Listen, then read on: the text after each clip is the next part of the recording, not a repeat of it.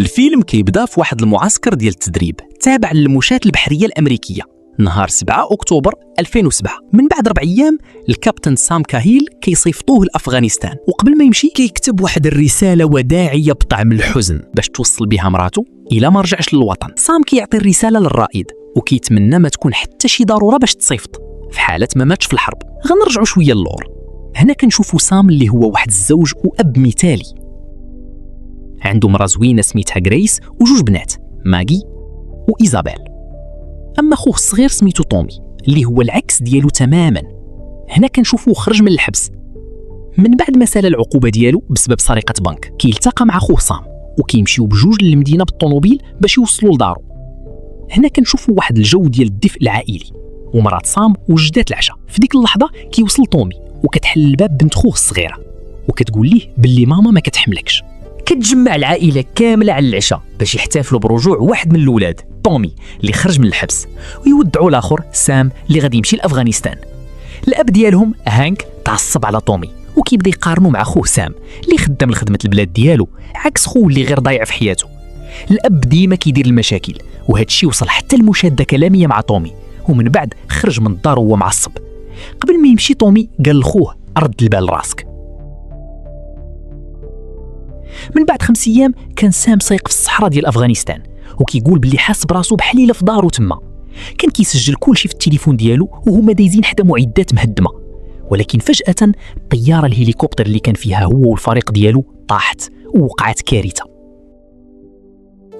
غريس كانت كتدوش وفجأة كتسمع الطرق في الباب. البنت الكبيرة حلات ولقات جوج ديال الجنود وخبروها واحد الخبر صادم، راجلها مات. غريس ما قدرتش تستوعب الصدمة وبقات كتشوف فيديوهات قديمة ديالو هو كيلعب مع بناته. اتصلت بالرقم ديالو بزاف د المرات ولكن كتعرف بلي التليفون مغلق وكيقول لها خلي رسالة صوتية. في ديك الليلة تومي جا للدار وهو سكران باش يرجع الطونوبيل ديال خوه سام، وتفاجأ بالحالة ديال غريس اللي كانت منهارة. هو كان مبرزط حيت تهرسوا ليه فوانيس ديال الطونوبيل. من بعد وهي كتبكي قالت ليه باللي سام مات. تومي كان آخر واحد عرف بهاد الكارثة، حتى واحد معلمو بهاد الخبر وتعصب عليها. قال ليها باللي ما كانش خصهم يخليو سام يمشي لأفغانستان. ومن بعد رجع لدار والديه وجلس في البلاصة ديال الجردة قدام الدار. مرات باه خرجات وطلبت منه يدخل. من دخل للدار قال ليها باللي ما بغاش يشوف حتى واحد. في الجنازة البنات رفضوا يلبسوا حوايج كحلين. من بعد ما سالاو المراسم هانك كان سكران وطومي حاول ياخد ليه صورت ديال الطونوبيل باش ما يسوقش وهو في هذيك الحالة. هانك عاود وبخ ولدو تومي وكيقارنوا مع خوه الكبير. تومي ما صبرش ليه وقال ليه واحد الكلام قاصح. قال ليه باللي ما كانش أب مزيان ولا زوج مزيان، وزاد قال ليه باللي هو السبب في موت خوه حيت عمر راسو بأفكار ديال التجنيد البطولية. في مشهد آخر كان نرجعوا لأفغانستان. كانوا عناصر ديال طالبان كيرافقوا جوج ديال الجنود، وطلع أن سام وجندي آخر سميتو جو مازال عايشين. داروهم في السجن تحت الأرض. سام طلب من الجندي ما يهضرش مع طالبان. في واحد الوقت متأخر بالليل تومي وهو سكران عيط لغريس باش تسلفوا الفلوس حيث كانت ناقصاه $47 باش يسد الحساب ديالو مع واحد النادل اللي كيهددو يبلغ عليه. وغريس تجبرات تخرج أو تجيب تومي للدار. ومن بعد كيبانوا البنات في الصباح كيحضروا كيكة باش يفرحوا الأم ديالهم اللي كانت حزينة على موت الأب ديالهم. جا هانك عند غريس باش يطمئن عليها وتفاجئ من اللي لقاو ولدو تومي. بداو كيهضروا. من بعد اعتذر هانك على التصرف ديالو البارح في الجنازة. تومي كيعترف باللي سام كان ديما أذكى منه. هانك كيرد عليه هادشي ماشي بصح، المشكلة ديالك هي ملي كتبدا في شي حاجة ما كتكملهاش عكس خوك.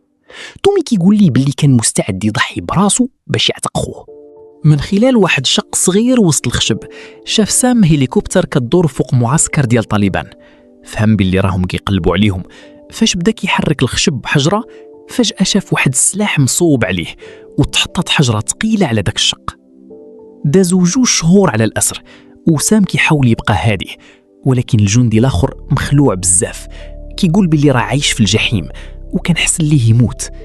سام كيأكد الجو ما يكشف حتى معلومة على راسو ولا الرتبة ديالو. سام كيسمع طالبان كيتخاصموا بيناتهم. كيقول ليه واش ما قلتش ليك حتى معلومة، ما تعطيوهم والو سري. بان باللي خداو القرار ونقلوا الامريكيين في طوموبيل لبلاصه اخرى قبل ما يهبطوا السجناء. خرجوا واحد الراجل افغاني وركعوه حيت استعمل تليفون بالاقمار الصناعيه باش يتصل بمرته الحامله، وبهذا كشف البلاصه ديالهم. تطلق عليه الرصاصه مباشره في راسه.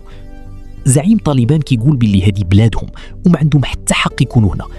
خاص سام يوصل هذه الرساله لامريكا والا غادي يجبروه يديرها.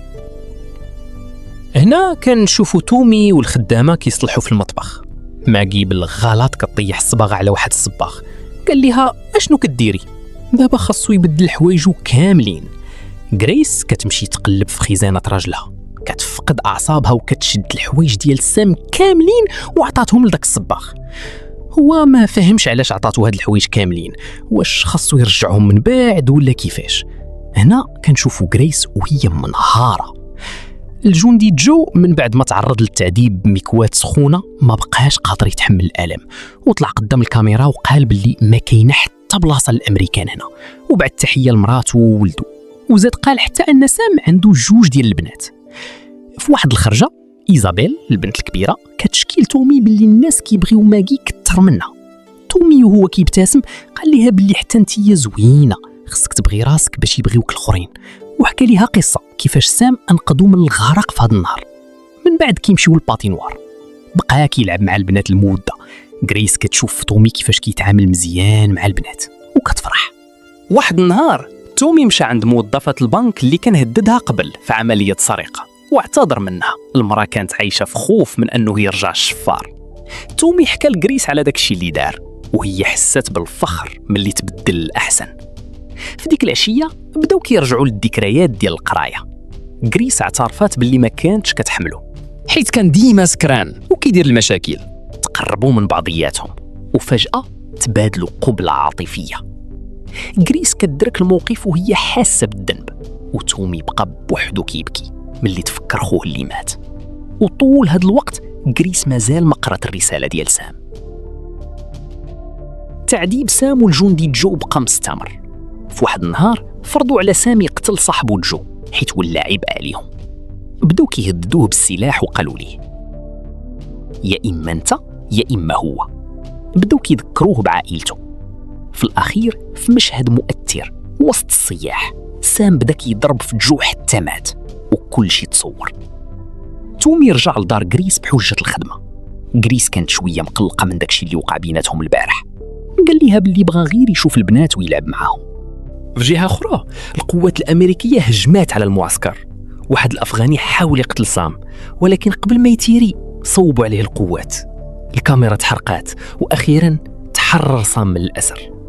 هنا كنشوفوا طومي كيلعب مع البنات وهما عاجبهم الحال بزاف، وفجاه كيرن التليفون. غريس جاوبات وعرفت باللي راجلها باقي حي، وهي مصدومه وفرحانه في نفس الوقت. العائله كامله مشات تستقبله في المطار. سام كان حس بواحد الفرح والحزن في نفس الوقت. في هذا الوقت البنات كيفتخروا بالمطبخ اللي تصلح وكيقولوا بان عمهم طومي وصحابه هما اللي صلحوه. سام كيمشي لبيت النحاس وكيحضن مراته وبناته بشده.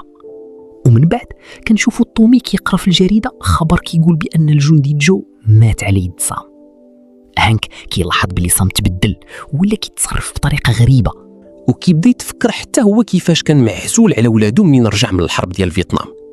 هنا في الباتينوار سام كيشوف في غريس وبناتو وكيهضر مع طومي كيشكرو حيت تكلف بهم في بلاصتو. ما كانش متوقع ان طومي يولي مزيان لهاد الدرجه وكيعتبرها معجزه. فجاه كيسولو واش تقربتوا لبعضياتكم مني اعتقدتوني ميت؟ سام شاك ومقتنع 100% باللي شي حاجه وقعت بيناتهم. من بعد كتجي مرت جو الجندي اللي مات كتقول لغريس باللي كتبقى تحلم براجلها، وفي الداخل ديالها كتحمل سام المسؤوليه. كتسولو واش شاف كيفاش مات راجلها، ولكن سام وهو مصدوم ما عارف اش يقول ليها. هنا قال ليها باللي ما شاف والو. في واحد الليله سام فجاه كيفقد السيطره ديالو، كيحس براسو ما مرتاحش في دارو. الغد ليه كيمشي للقاعده العسكريه وكيقول لهم باللي باغي يرجع. كيسولوا القائد على حال العائله وقال ليه باللي حتى واحد ما حاس بيه وما بقاش قادر يعيش معاهم. لكن القائد قال ليه باللي خاصو يقضي شويه د الوقت مع العائله قبل ما يرجع. في واحد النهار سام كان جالس مع ولادو في العشاء، والبنات كيلعبوا وكيغوتوا بصوت عالي. سام تعصب عليهم وقال لهم باللي بغي شويه ديال الهدوء. غريس حاولت تهدنو، سام ناض من الطابله وخلاهم. وفي نفس الوقت ايزابيل كتسول ما فوقاش غادي يرجع تومي، وهذا الشيء بان بوضوح باللي البنات متعلقين بتومي اكثر من باهم.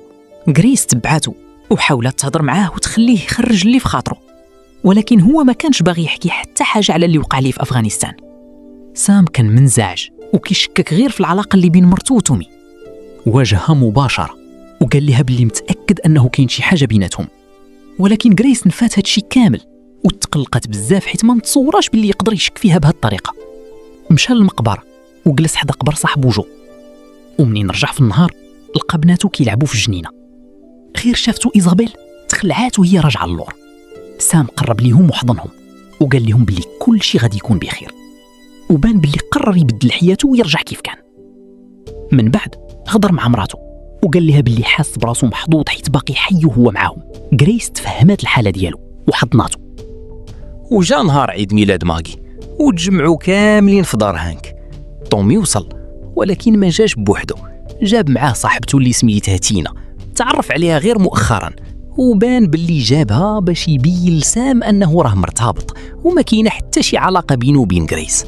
وفي نفس الوقت ايزابيل تقلقات وغارت من اختها حيت جابوا ليها هدايا بزاف، بينما هي في نهار عيد ميلادها ما جاب ليها حتى واحد شي هديه حيت باها كان في افغانستان. خدات لعبه ديال اختها. صام طلب منها تسكت ولكن ما كتسمعش وبقات كتزن بالبالونه باش تجبد الانتباه. صام تعصب بزاف، خدا البالونه وفرقعها. البنت تعصبات وبدات كتغوت وقالت ليه كون غير كنتي متي حسن، وزادت قالت ليه باللي طومي حسن منه، وهي عارفه باللي هو معصب حيت ماماها كانت عندها علاقه مع طومي. وهنا كاملين كيتصدموا. ملي سالت الحفله رجع صام مع عائلته للدار، وقبل ما تنعس البنت كتهضر مع ماماها وكتعتذر ليها وكتقول ليها بلي عارفه ان داكشي اللي قالت غلط. قالت ليها ما بقيتش كنحمل بابا، انا كنبغي طومي كثر منه. صام في هذا الوقت كامل كان ساكت ما عارف ما يقول حيت تاكد من الشكوك اللي كانت في باله. ومنين غريس مشات تهضر معاه باش تهدنو، صام تعصب بزاف وفقد السيطره، كيشد عتله في يدو وكيبدا يهرس في المطبخ وهو كيغوت عليها. واش ما عرفتيش شنو درت على قبلك؟ وكيبقى يغوت ويقول باللي دار المستحيل على وديت هاد العائله. صام كيبان غادي وكيتهور، بقى كيغوت وكيقول ليها هي الخاينه وما قادرش يصدق كيفاش دارت علاقه مع خوه. وهي كتحاول تهدنو وكتقول ليه هادشي ما وقعش، ولكن هو ما كيسمعش وبقى كيقول ليها باللي البنات ما كيكذبوش. بينما هو كيغوت وكيهرس في كل شيء، فجاه تومي كيدخل وكيحاول يهدن خوه، كيقول ليه ما وقع حتى شي حاجه وكيحاول يهدنو. ولكن صام كيخرج الفردي وكيحطو على راسو. في واحد اللحظه كتجي الشرطه. هنا غادي نعرفوا باللي تومي عيط لهم قبل ما يوصل للدار. سام كيخرج عند الشرطه وهو مدمر نفسيا وما مصدقش انه عائلته عيطوا للشرطه. ضابط كيهضر معاه وكيقول ليه راك بطل حرب، حط الفردي وما تضيعش كلشي الانجازات اللي درتي. ولكن كلمه بطل كتزيد تعصب سام وكيقول لهم انا ماشي بطل. في واحد اللحظه سام كيوجه الفردي لراسو من بعد ما خرج كلشي اللي في خاطره. طومي يبقى كيهضر معاه وكيقول ليه يشوف فيه وكيأكد ليه راك خويا وعائلتي وما نقدرش نعيش بلا بيك. بقى كيهدن فيه. واحد اللحظة الجو كامل تهدن وسام أخيرا كينزل الفردي، ومن بعد الشرطة كتشدو وكيديوه المصحة نفسية. في ذاك النهار غريس دوزت واحد الليلة صعيبة بزاف، وأخيرا كتفتح الرسالة اللي كان صيفطها ليها سام. الرسالة كتقول باللي سام كان فرحان وكيبغيها هي وبناتو بزاف، وكيقول ليها إلا كنتي كتقراي هاد الرسالة يعني راه ما قدرتش نرجع. وكان الكلام مؤثر بزاف. من بعد كنشوفو سام كيهضر مع طومي في المصحة بالليل وكيقول ليه اسمح ليا وكنعرف باللي درتي بزاف باش تحافظ على عائلتي. وطومي كيقول ليه راه انا ما مقلقش منك. كيدوز الوقت غريس مشات تزور سام وبدات كتهضر معاه، كتقول ليه باللي كانت كتبغيه من زمان منين كان عندها 16 عام، وباللي كانت فرحانه بزاف ملي طلب يدها للزواج، وكتطلب منه يحكي ليها شنو وقع ليه في افغانستان وما يعذبش راسو حيت هي معاه وتقدر تعاونه. صام في الاخر بدا كيحكي واعترف باللي هو اللي قتل صاحبو جو وشرح ليها كيفاش وقع داكشي. وفي ديك اللحظه كان كيبكي بزاف، وغريس حضناتو وهي كتحدن فيه. وهكا كتسالي القصه. تهلاو فراسكم ونتلاقاو في الفيديو الجاي.